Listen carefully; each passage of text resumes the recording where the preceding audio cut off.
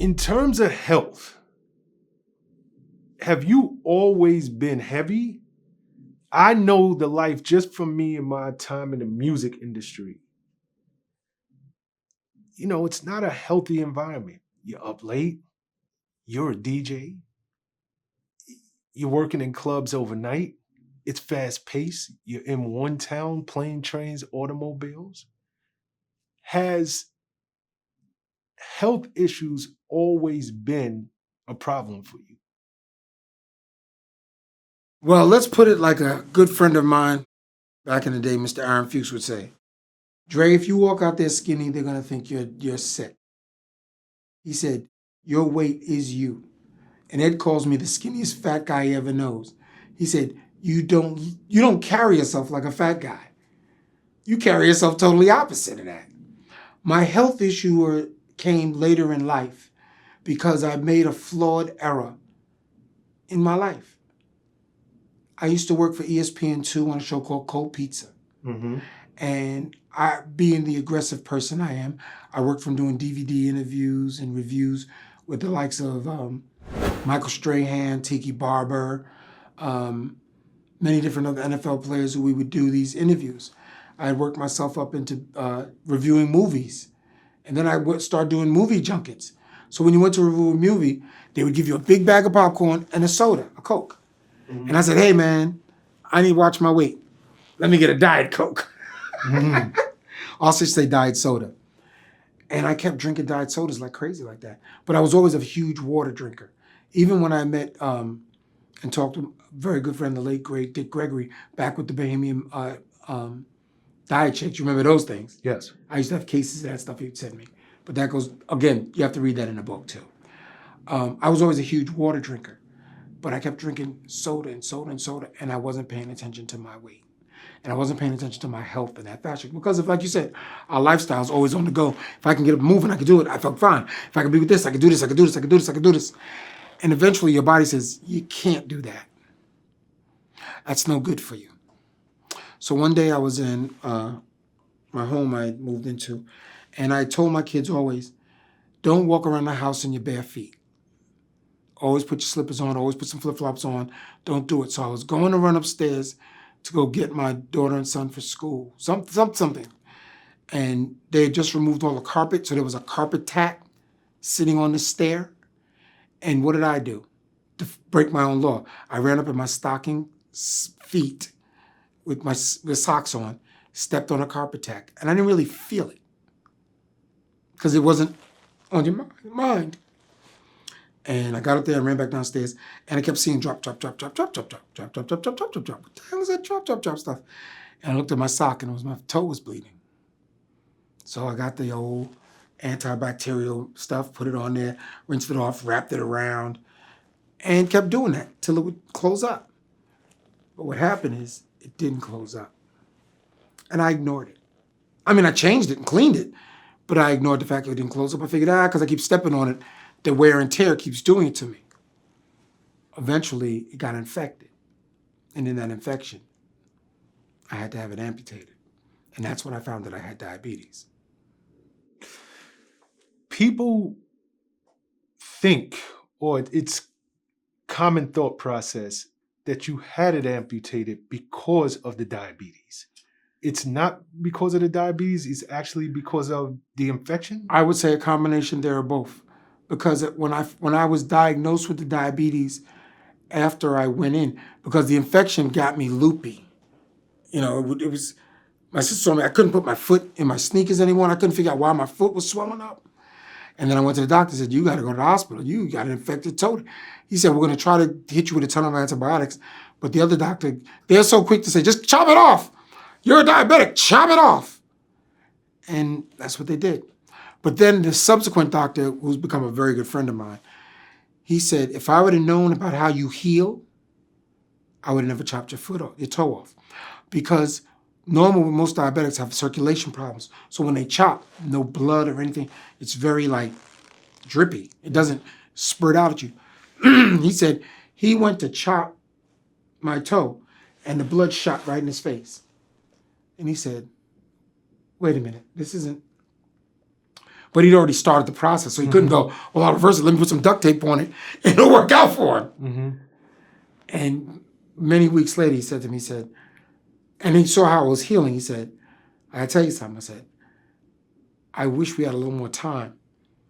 Because a week earlier, or if I'd have took more time to pay attention, because he wasn't the original surgeon.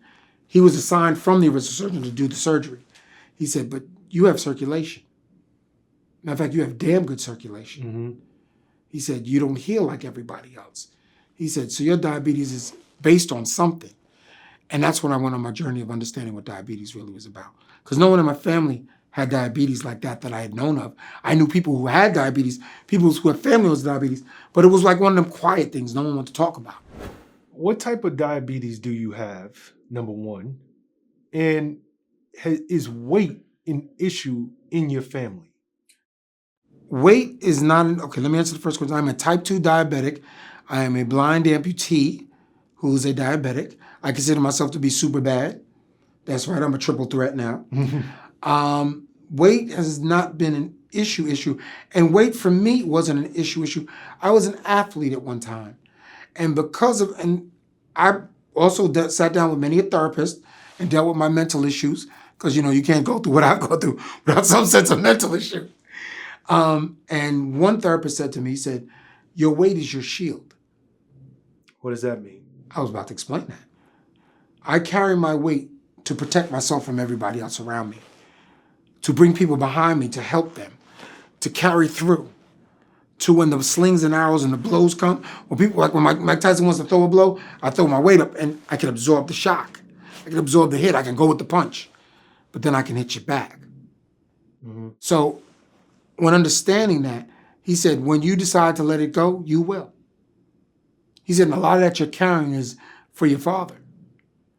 And I had made a promise to myself when all of these things started happening on a larger scale, I said, I'm going to show the world that I can do this at this weight and inspire them to do better. So even when Dick Gregory came into my life, the late Dick Gregory, and we were going to do his program, I would have to leave Yo for 6 weeks, 10 weeks to go to the Bahamas for him to pull the weight. He said, I could take that weight off for you in 2 weeks.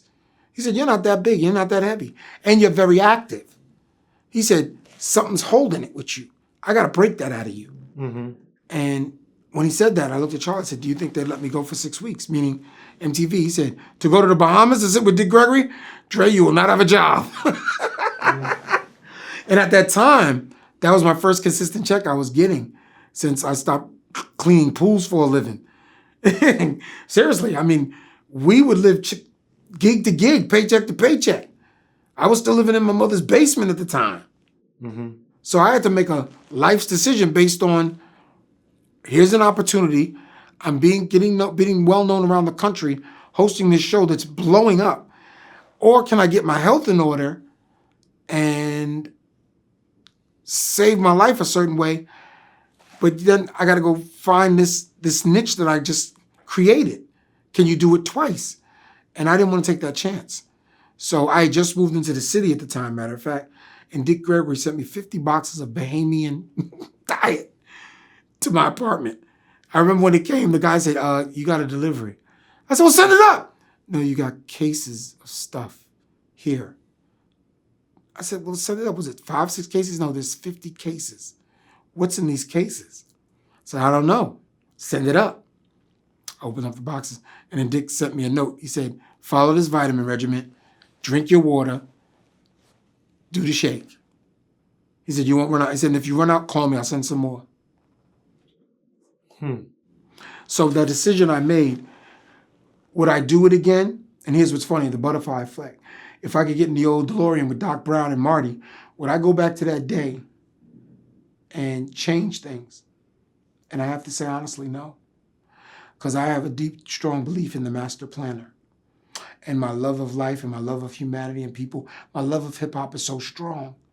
Everything that's happened to this super bad soul, you haven't seen nothing yet. If you think Yo MTV Raps is something, you ain't seen nothing yet. So when you talk about my health, my wellness, my ability to do, I'm stronger now than I ever been before. I'm more able than disabled. Blindness, it's just a hurdle. Amputation, You can get over it. Diabetes, I've reversed it. Yes, I have. Because I learned to live a better lifestyle. I've learned what to eat and what not to eat. Do I cheat on that? Absolutely. Nobody walks through this life perfect. There was only one being who did that, and you see what they did to him with a piece of wood and a nail. That didn't seem to work out too good. But the point I'm trying to make is we evolve better as human beings through our little problems, issues, hurdles. My father used to say, you like to put your head through the wall rather than walk around. And I go, yeah, sometimes. But with this one, I've learned better. So just call me super bad. I'm your triple threat.